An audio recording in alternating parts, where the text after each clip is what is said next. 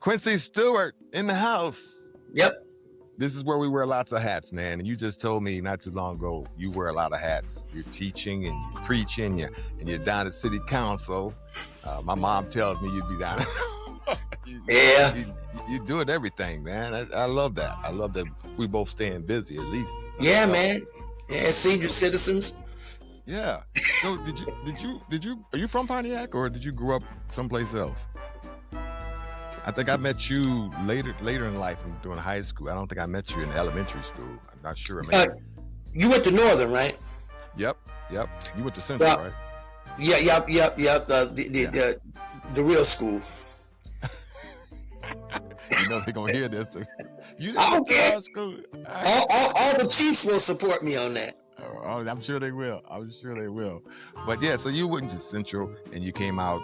Would you always ask for? Always wanted to be a musician and be a professional musician at that time, or were you thinking about being a scientist or an astrologist, or what was your goals when you were growing up?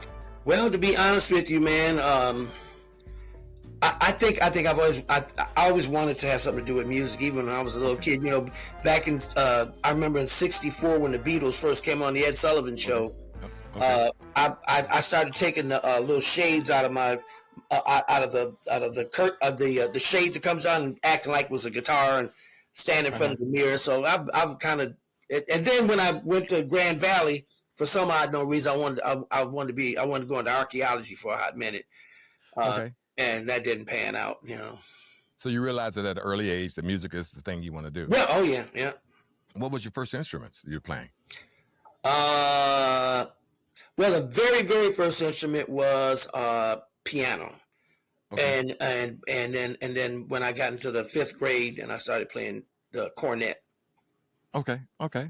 And did you choose those instruments because you was inspired by someone else, or other musicians or other bands that you've seen? I did not choose the cornet. I told my mother. You remember Grinnell's?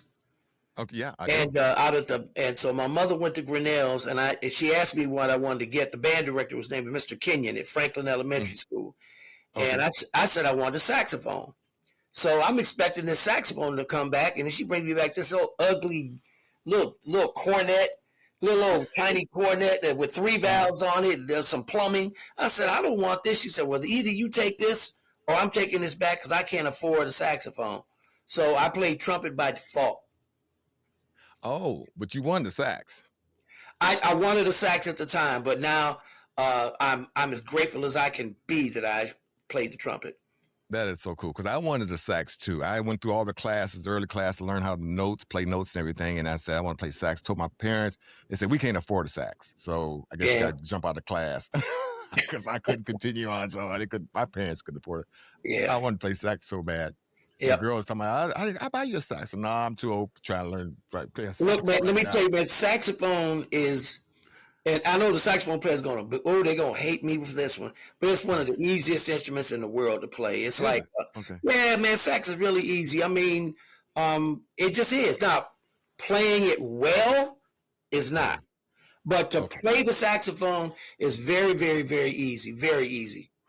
Okay. I found a violin in a house I bought one time, and I couldn't play it at all. But then I found you turn to the edge, and then, okay, I can make sound out of this. Okay, that's how they do it, because I thought they were just laying it flat and blowing across the strings. But it was. And I tried the flute, too, and how you got to blow it and adjust it. So, yeah, I understand how that can be, but sax always was my kind of thing. So, for me, when I went to Oakland and got my music degree,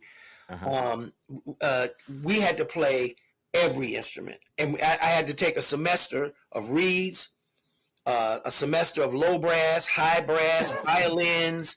So I had to play every instrument, and I did real well with everything, but I couldn't play violin worth a darn. I could play the bass and the cello pretty well, but the violin I couldn't play. The oboe I was sucked at, and the bassoon was even worse.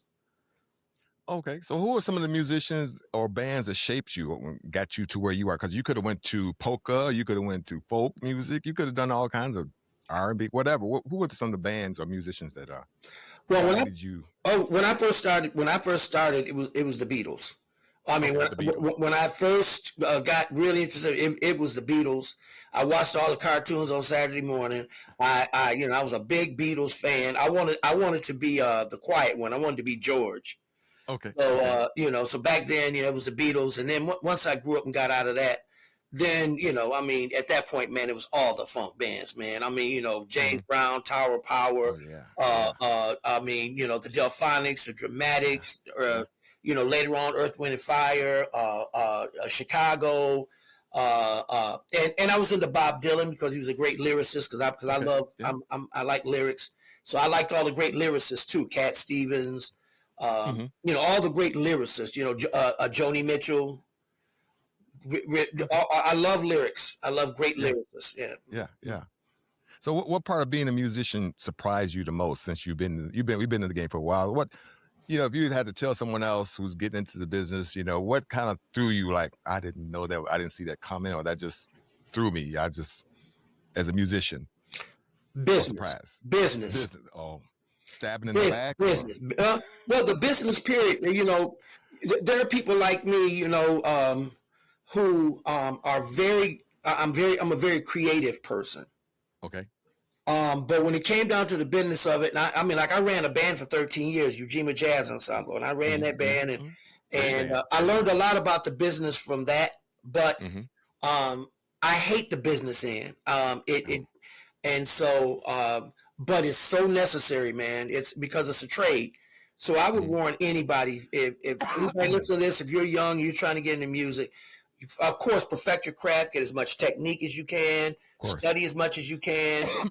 But man, oh man, get the business down. I mean, learn about the business, about ASCAP, BMI. Make sure you get that copyright laws, publishing, how people will jip you on writing a song, and then they'll change Oh three or yeah. four words and get all your money. So I mean, these are all things that that I was oblivious to.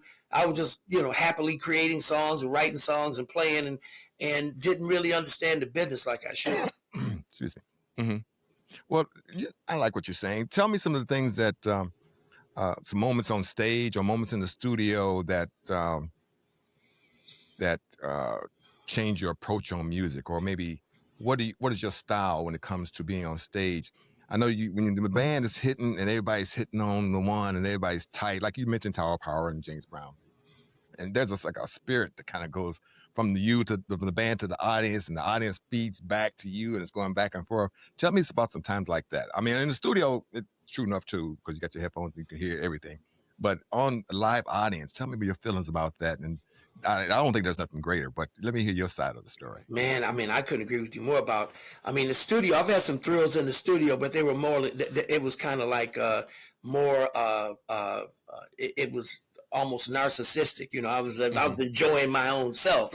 Yeah, yeah. Uh, uh, uh, but the when I was in Switzerland playing for the Montreux Jazz Festival, Hmm. and we were playing, I think that was one of the greater thrills. I mean, we were playing in the casino where Miles Davis and everybody's playing, all these couple of thousand people were out there, and Uh-huh. they were digging us. And then when we opened for Spiral Gyra at the Grand Rapids Civic Center, that was a big thrill.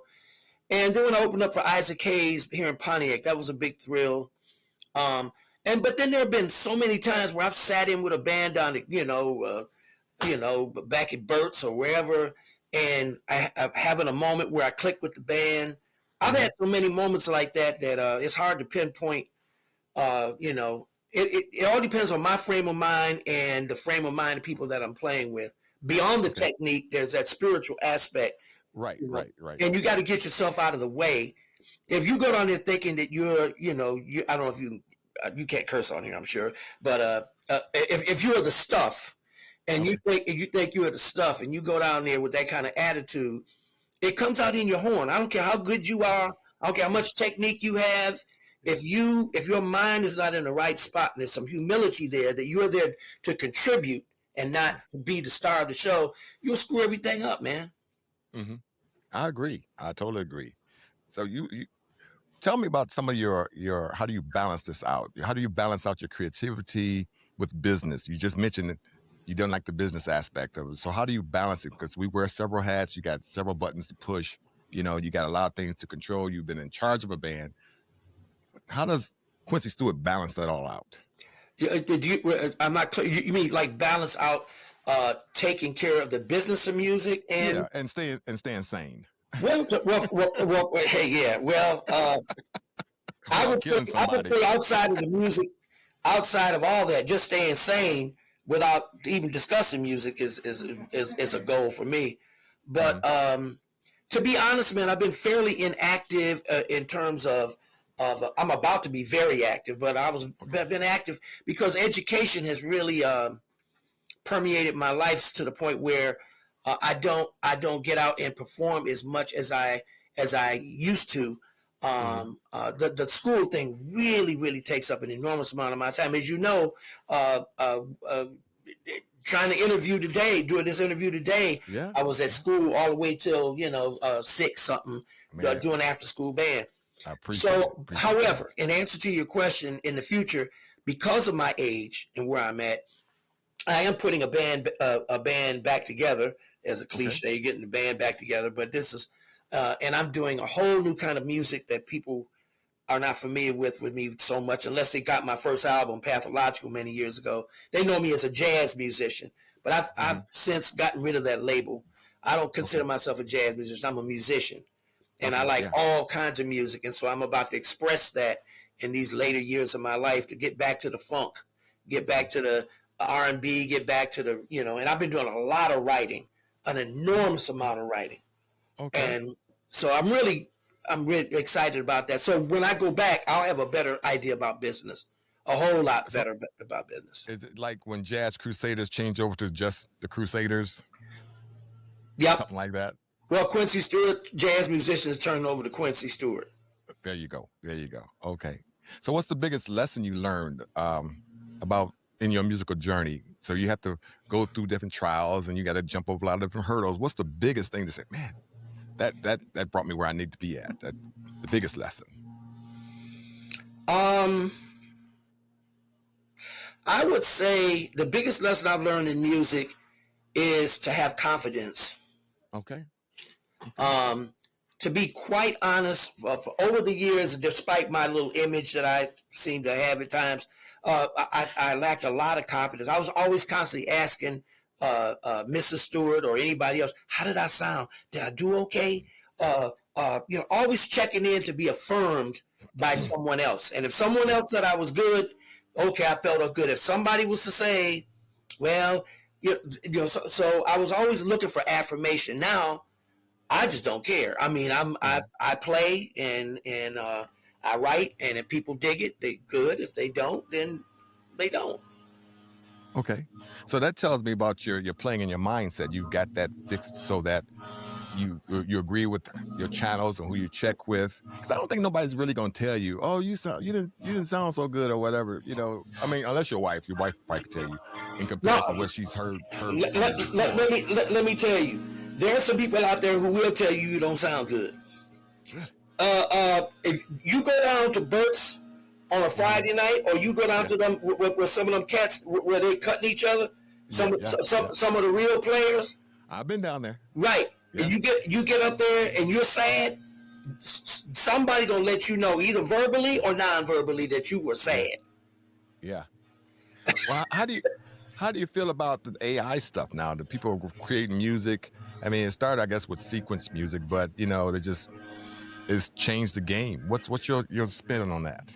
Well, surprisingly, most people would expect me to be a purist about that, but I must tell you that I have lately been using AI to uh, certainly not to use it to put anything out, but I've been using AI to kind of expedite the process of creativity, where I can write these really nice lyrics, put it through AI, get a general idea of what it is I want to do, and then go back to the piano and do it myself. I think the difference is between the non-musician who goes on AI and creates, quote unquote, a song, and then they put it out there, but they can't go back and play it. If you create something and you can't play it, then to me you delegitimize yourself as an artist. You should be able to play what you create. If you can't play what you create, then that's where AI becomes a problem for me. It's just a tool, technically. I Yeah. mean, it should enhance what, a lot of people hate on it. I've been immersing myself Me into too. AI so deep, Me man. too. We need to talk later. We'll compare notes and see what you learn about it. But I'm heavy into it, man. I really love what has changed the game. So Well, in your teaching, do you talk about some of these things and the changes that have been made oh yeah. in your teaching? Oh yeah. Oh yeah. As a matter of fact, another point of confession. You know how I got hip to all this? My Okay. students. Okay. Okay. They taught me. They taught my old behind about AI. I said, Mr. Stewart, because we were messing around on a computer and and going on sites to learn about music notation. Uh-huh. And so they said, Mr. Stewart, listen to this. Pressed. I'm like, what is this? You did that? They said, well, yeah, I put the lyrics in and I did this, and I said, wow. I said, where did you get that at? And that's so my students taught me. Hmm. Yeah, my uncle was doing. We had hired a band to do his music and stuff. He's just a singer, and then he came back this year and tried AI. I said, "Man, you still on the same? You're killing the game. You sound great. Sound really good." So I don't know where this is going to take us, but I know we went from horse and buggies to cars. We went from regular rotary phones to cell phones. So it should just be better. Even better than what it is. I agree up to this point. And this is where the purist comes out. This is where the 68-year-old man who, is this. Again, it's a tool. Yeah. But I think when we start putting stuff out there, and you're really not an artist in the sense of you just put some words in, not even good words, just Mm-hmm. not even a good lyricist. You just put some junk in, and AI creates this great thing for you. And I would hate to see somebody build a career from that, because when you do that, you're taking away the element of, can you perform it? Yeah. Yeah. Because we're performers. Can you That's true. perform this? Can you play this? And that's where I draw the line. I think it's great to create. And I think with my students, it inspires them to create. But I always put them in. I said, what chord is that they're playing? Mm-hmm. Is it Mm-hmm. what's the chord quality? Is it minor? Is it major? Is it diminished? Okay. Is it Okay. augmented? At least tell me what the quality of the chords are. Yeah, they won't be able to do Yeah, that. yeah. Well, not some of them not by do. using. Yeah. Well, if they're using AI, I mean, it doesn't even mention those type of things. It just creates it and here No, you but they can go. hear It it. spits it out. Yeah, Yep. yeah, yeah. Well, so what are some of the weird or strangest things that you've seen on stage? You've been on a lot of stages.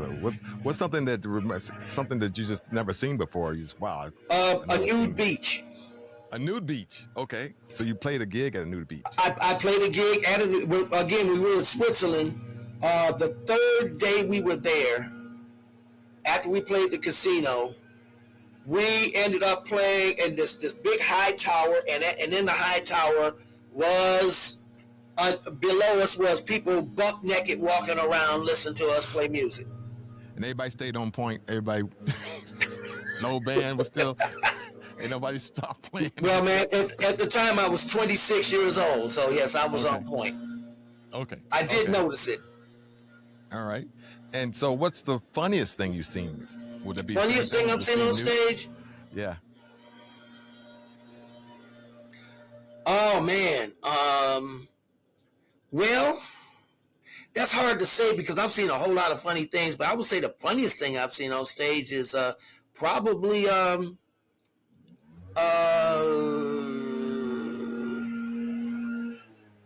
I don't know, man. Somebody's. It's really hard to say. I mean, funny would be. As far as I'm concerned, some of the funniest thing I've seen on stage is my own musicians. Okay. Particularly with Ujima. We were all friends from high school. Avery Hatchett, Michael Yep. Yep. Herron, Yep. Yep. myself, Bruce Washington. You remember Bruce played bass? Yeah. Oh yeah. Uh, I played for and, you and before. yeah, right. So among ourselves, we were about the silliest, some of the silliest, craziest stuff, man.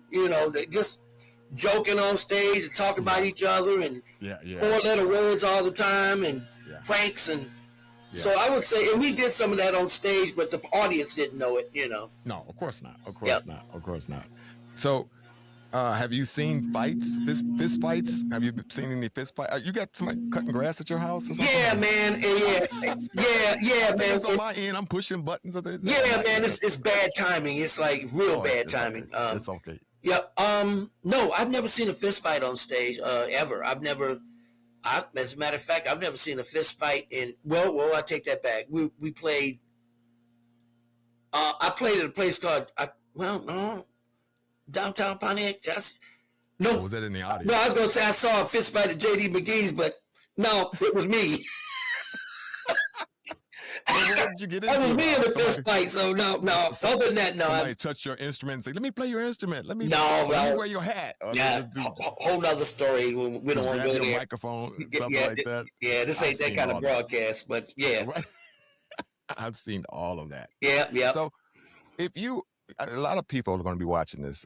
Let's say you're elementary students, which you kind of talked about before. What are some encouraging things that they want to follow in your footsteps that you would tell?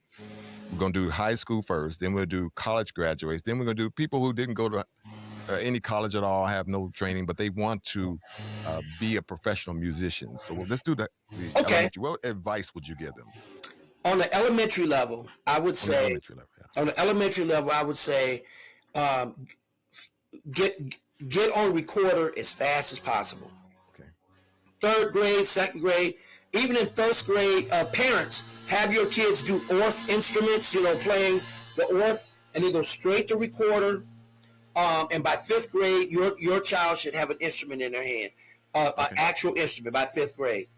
For middle school, now the recorder is that black flute, right? Plastic, so the audience would know. Right. And that will teach you about pitch.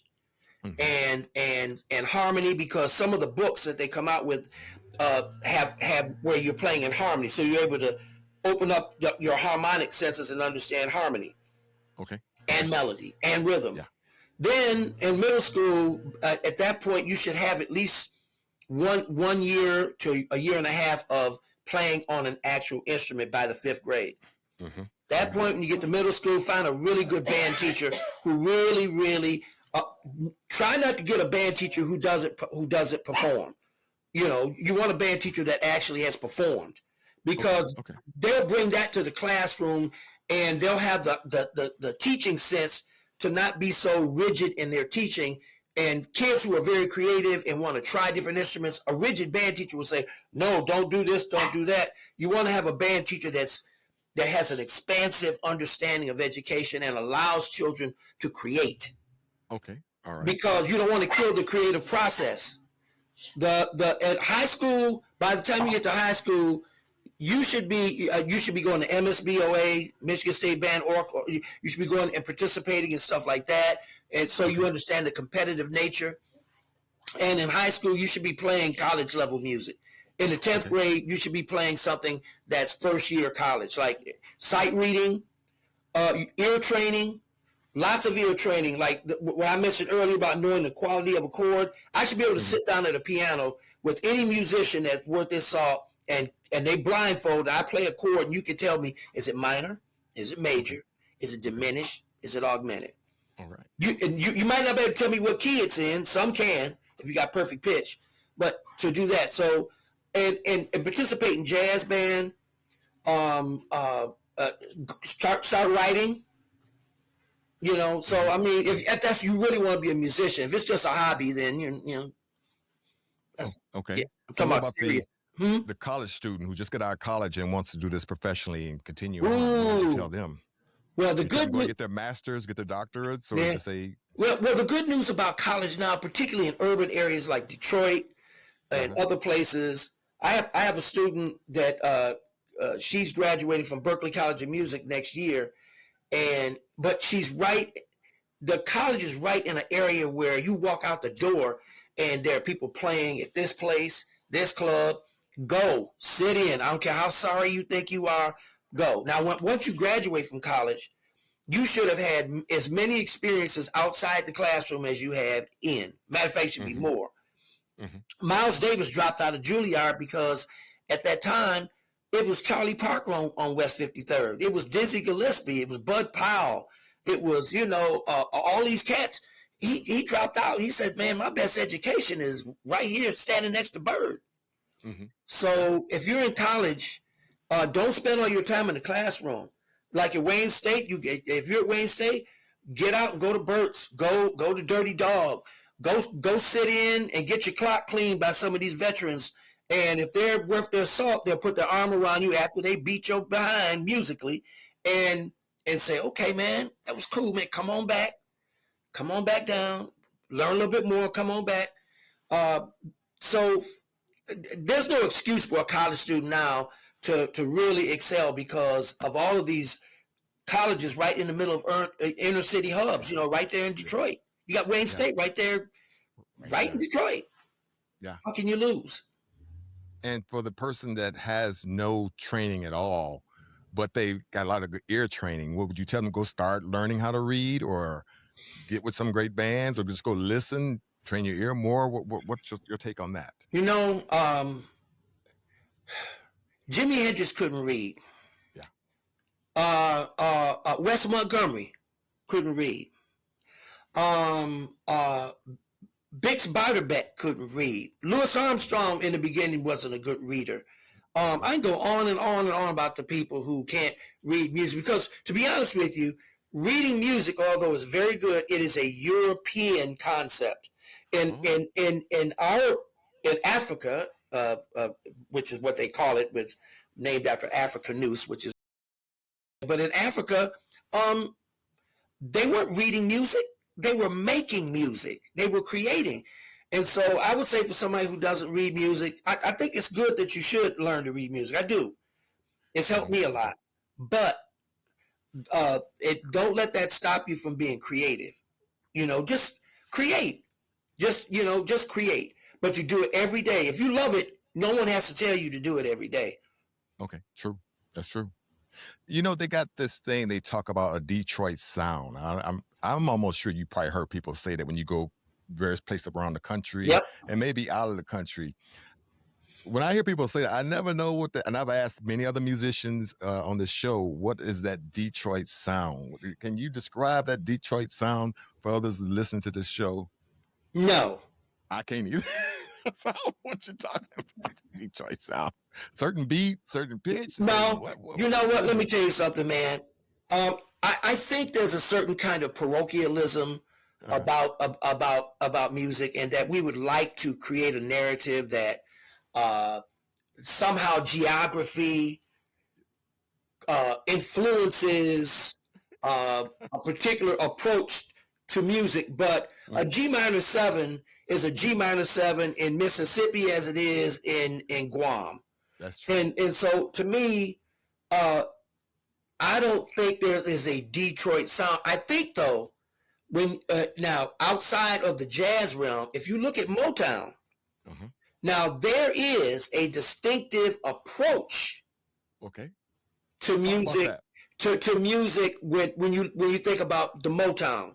Motown had a distinctive approach. It's almost reminiscent of Berry Gordy's experiences in the automobile manufacturing. It was almost mechanical. Almost, if you listen to Motown, it's almost like it's kind of mechanical. Some of it, the way they approach it.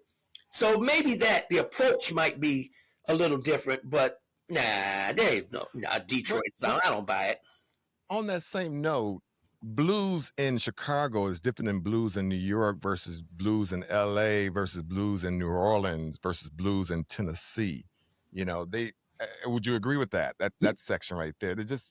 I do. They say, well, this is a New Orleans blues, or this is a Chicago blues, or this is But once again, there is an anthropological explanation for that, and I would say that in Chicago, you got to understand, at the turn of the century, a lot of the musicians, even Louis Armstrong, when he was with King Oliver, King Oliver came to Chicago and brought that New Orleans approach and sound to Chicago. And so the Big Four, the Big Four beat, the approach to music, they brought that to Chicago. and it became a hybrid of what was going on there. And the same thing in Los Angeles. I mean, during the 1940s, a lot of black people moved out west. So really, it all emanates from the South. It all emanates from the plantation, from slavery, and then from slavery back to Africa and Ghana. The ring shouts, the field hollers, all these things, the gula, all that has been kind of just redistributed. That has been redistributed throughout the nation, and when it landed on whatever was there, and became a hybrid of whatever was there. It kind of cross-pollinated, if you would. You know what I mean? Yeah, but I don't think yes, Chicago blues is different from New Orleans, but there's New Orleans influence in Chicago. Yes. And in LA. And New York. And New York. And all in between. Right? And all in between. People try to label it. I listen, but I almost like doing different dances. Oh, this is a Chicago hustle. This is a Detroit, New York hustle, or something. They're doing these dances. Again, it's all boils down to approach, not the quintessential understanding of music. A G minor 7 is a G minor 7, no matter where you go. It's how you hit the G minor 7, that's right, where you place it. Okay. Yeah. Articulating. Okay. Yep. That's right. So you met a lot of famous people. Tell me some about three famous people that you've met and you were delighted to meet them, and excited to meet them. Oh, absolutely. When I was, again, I keep going back to Switzerland. I met Harold Land and I met Nat Adderley. And I was so honored to meet Nat Adderley in particular because, he's brother of Cannonball Adderley and outstanding cornetist. And then I met Harold Land, who had played with Clifford Brown. And so I did an embarrassing thing. We were in a souvenir shop. And when I saw Harold Land, I dropped out. Now, keep in mind, I was 25, 26 years old, kind of a half grown and half idiot. And I got down on one knee and said, Mr. Harold Land, I'm so pleased to meet you. And I did this whole presentation. And he was embarrassed. And he said, boy, get your ass up. You're embarrassing. Basically, I'm embarrassing him, Right. So Harold Land. And then, to be honest, man, one of the most beautiful people I ever met was Isaac Hayes. Okay. Where'd you meet him at? I opened up for him at the Phoenix Center, as a matter of fact. Okay. And man, the dude came over to our dressing room, man, and he came over, man. He was so great, and my son was with me too. He came over, man. He was so gracious and said, "Man, I'm gonna be listening. You guys have a great show," and he just was so gracious, to be such an icon. He was one of the most gracious stars I've ever met, as far as that. I've met lots of people, but Isaac Hayes stands out as one of the kindest, more non-egotistical, non-narcissistic artists that I've met. I would say Harold Land, Nat Adderley, Isaac Hayes, and of course Hank Jones from Pontiac when he came. Okay. A lot of times, which is weird to me as a musician, people will come and ask you for your autograph. I'm sure they do that same to you. How do you feel when they ask you, "Can I have your autograph?" Nobody asked me for my autograph. What? Not really. I mean, every now and then. Every now and then, yeah. Yeah, but no. Doesn't it feel weird? It's like, you want my no, man. I'll be honest with you, man. I enjoy it when it happens, man. Because what they're saying to you is I so admire you. Yes. And what you're doing and what you brought to me artistically, that I want some indication physically, because that's what handwriting is, physically, that I met you and I'll cherish that. I don't find that to be, I would be honored to, when I do have signed a few, I was honored to do it. It made me feel good, and I made me feel good that I made them feel good. And that they think enough to want my signature, which is, to me, worthless, but it means something to them. It meant something to them. So you've met a lot of great people. Being on stage, is there anybody you didn't really get along, or just thought they were rude, or? And if you don't want to mention it, no, I will. I've had other people mention other people who they thought was kind of rude, but Frankie Beverly. okay. Yeah, Frankie Beverly and his whole crew, they His were, whole crew. yeah, the whole crew. They were really assholes to me. Okay. They treated my band badly. We were opening for them, and they sent their drummer out to do a 1 hour sound check while when we were supposed to play. You know how you hit the bass drum, do Yeah. do Yeah. do. Never tested the snare, nothing. Just do while we were supposed to play. And Why are you the supposed to be whole the, playing? the whole audience was yelling at them like, "We want Quincy to go on. We want Quincy." They were angry. Sandy McDonald tried to get him to stop, and he sat in his dressing room and allowed that to go on. And so Frankie Beverly, without question, unequivocally, nah. Wow. Wow. Wow. Well, I guess it does happen. It Rest does his, happen. may he rest in peace. Yeah. Yeah. But it does happen. And you have kids, right? I have 4 boys. 4 boys. I got 3 sons also. So do you try to get them to get in music, or you just let them do what they naturally are going to do? All of them are artistic. Okay. My 2 youngest sons are very talented. But most people in the hip hop and rap community know who they are. Okay. The whole Detroit area knows who Mike Phelps is, Okay. and Microphone Phelps and Max the Realist. That's the name they go by. Their real names are Miles and Malcolm. Okay. But they are very. I mean, man, they when it comes down to spoken word and rap and all that, I mean, they're veterans now. Because I mean, Okay. my oldest, I mean, Miles is 38 or 37, something like that, and then my other son is 35, and so they're veterans in the rap game now. Now, to me, they're still young, but they're rap veterans. They're very well known. And my son plays the flute. My youngest son plays the flute, and the other one, Miles, he plays the piano. Hmm. And then I have another son by the name of Jamal. He's really not an artist in the sense of like in music or anything, but he's very artistic in terms of his spoken word and being a host. And my oldest son is not into it, but those 3 are. It's funny you have a son named Miles. 'Cause I have a son named Miles. It's really strange, and he's about the same age, And and they're rappers. My one son is in Tampa. He's a rapper, and the other one he's a he creates beats for people. You know. what's your son's middle name? Miles's middle name. Okay, here we go. His first name was supposed to have been Miles Devon Washington. But for some reason, I was on a gig and I couldn't make it to when he was born. So his mother got mad and she changed it to Devon Miles. So I thought we agreed. She said, "No, that's what you said. That's not what I said." Say, I'm the one that laid down there and had this baby while you was out Right, playing right, that bass. right. You Well, already know. my son's middle name is Gabriel, so he's named Okay, after 2 trumpet players. okay, okay. All right. So your health is your wealth. What do you feel about being healthy? Do you stay healthy?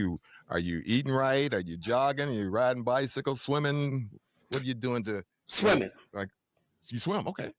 I swim, and I go to the gym occasionally, lift weights, and at one time I was really heavy into lifting weights a lot, Okay. but I'm overweight. I gotta get that down. I'm overweight, but I've been a pescatarian now for the past 50, almost 50 years. Mm-hmm. So I haven't had any chicken, beef, pork, or anything like that. Just fish since 1975. But Okay. I'm still 230 some pounds. So I That really ain't too bad. I got to do a lot more to.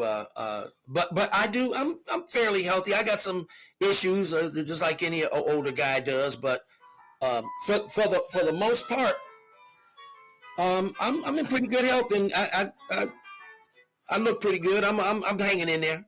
Okay. Yeah, you do look good. You do look good.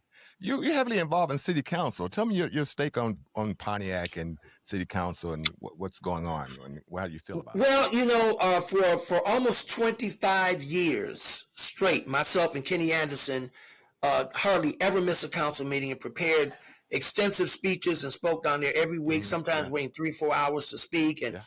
and we would go down there, and some of the things we were speaking about 25 years ago, 30 years ago, we were seen as heretics, and and now words like institutionalized white supremacy. It's common to use that word now, but back then we're using words like white supremacy or colonialism, any of those kinds of things, and we were just lambasted. The mayor at the time they tried to get the attorney general to silence us, and Mm-hmm. I mean, I can go on and on and on. So city council now has become um, uh, because I don't go as much, that particular presence of more revolutionary kind of thought.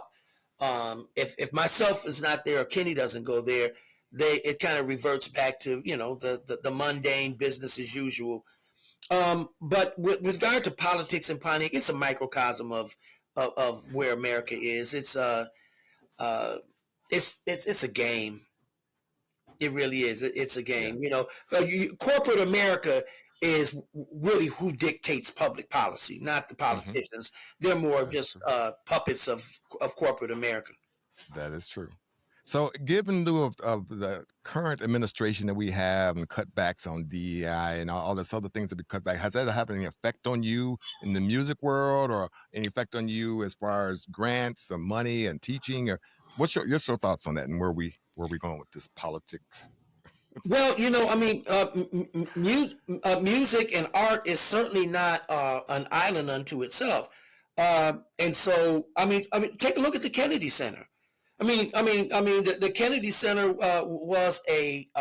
was really the citadel of high art. People being there, the Kennedy being awards, and Trump has taken that over and turned it into a shrine unto himself. And so, as far as art is concerned, what I fear and what I truly fear Mm-hmm. is the rate that we're going to end up like communist China at one point, to where artistic expression, where you're able to criticize or be critical of the American government and what they're doing, you will be censored, or you could either be put in jail or something like that. And we're going to really see in the future how we're going to experience what the Langston Hugheses and the James Baldwins and the Gil Scott Herons and the Last Poets and all these other people who, in the face of J. Edgar Hoover's FBI and the COINTEL program, still was able to have enough bravery to speak truth to power. I will be interested to see how these young people, because I haven't heard anything really where no song is critical of the president, no song is critical of the war. Now, you and I go back a ways. We know in the 60s and the early 70s, there was all kind of songs, The Undisputed Truth, Right. war, what is it good for? I can go on What is and good on for? and Yeah. on. Yeah. Yeah. We don't hear anything like No that. songs. So I have written a few that I'm going to be putting out. Okay. I guess at 68, what have I got to lose? But and so I do see that this government has really put the kibosh on artistic expression by default. No, they don't say it, Yeah. but they know that they put something out about Trump that they could risk losing their career. So a lot of these artists are not writing anything, or they're not publishing what they write. That kind of answers the next question I want to ask: is what excites you most in this coming up with the music in today's society? So that, you kind of hit on that right there, where we're going on your next moves. You just, I was about to say, well, we should write a song about today's economy and what's going on, but you already said I've already got several songs that in the Yeah, mix. as a matter of fact, you and I got to get together because I can't send them electronically. But I'd like to sit down with you one day and play you some of the stuff I've been writing, man. Yeah. It's some of it's AI, and Okay. and I would love to, and I'd love to hear yours, man. I can only imagine that it's got to be bad, got to be hell of a. It's it's my thing. I just think when we went to sequence music and a lot of people went solo and got rid of bands and everything, I just think it became very mechanical. It did, You man. can just it just it sounds great. Don't get me wrong. It's Right. just so it just there's no feel. I mean, I think accidentals or mistakes or just a little flow of everybody's different pulses just it makes the music breathe. And when you got everything perfect, letter perfect, it just sounds mechanical to me. What's your thoughts on that? Well, I mean, it's McDonald's music. I mean, it's it's fast food music, man. It's like Yeah. people say, man, that really sounds great. So does a McDonald's fish sandwich. Okay. It tastes great, but Yeah. it's garbage. So I mean, just because something sounds good doesn't mean it is good. Yeah. Because our natural impulses as human beings is, particularly as Africans, as new Hmm. Africans, we respond to the beat. Yeah. We respond to beat. It doesn't matter that the person behind it is saying vulgar, nasty things, Yeah. Yeah. objectifying women, Oh, glorifying drug dealing, and glorifying yeah. Yeah. the fratricide of our own people. That's Yeah. all. That's all well and good. We can excuse content for a beat. So yes, it's mechanical, but it's also some of it's very destructive. Yeah. I think that there's nothing beats when you got several individuals on an instrument and that human connection that you cannot manufacture. There's no That way on this world that if you get on that bass and I'm on my horn or I'm playing keyboards with you, uh, and we have a moment together, yeah. Yeah. and we've kind of gone beyond the instrument, and Yeah. we've connected as two human beings, two spiritual beings having a human experience, Hmm. and these instruments are just a way to get there to meet Yeah. beyond our bodies. Yeah. And you can't manufacture that, man. No, You, you can't. you can't. You can't. You And can't. so the problem is that the lines have been so blurred that these kids that are coming up, many of them don't know the difference. So it's like they're going to the dumpster to get their art, and Yeah. then when you give them something from a fine restaurant, their taste buds are so aligned with the garbage that they think Right. the good food tastes bad. You dig? Well said. Yeah. Well said. Well, we about to finish this up. I got one last question, and All this right. is the question I've asked every musician I've interviewed so far. Okay. The question is, dead or alive, who would you like to be on stage with? You know, that would be just that band that you want to be with. The greatness bring you to tears. Who knows, whatever, or just excitement or smile or just who you can either be 5, 10 people you want to name, or just be one other person that you want to be on stage with. Who would that be? Naming that band. What would that look like? Lee Morgan. Lee Morgan. I would have loved to have stood next to Lee Morgan and Lee Morgan was was and is my influence on trumpet. Mm-hmm. I just think the world of his style, and he had that like popping a cork, like popping some champagne. He Yeah, just yeah. had that real slick, real slick Mac kind of style on the trumpet. I liked him.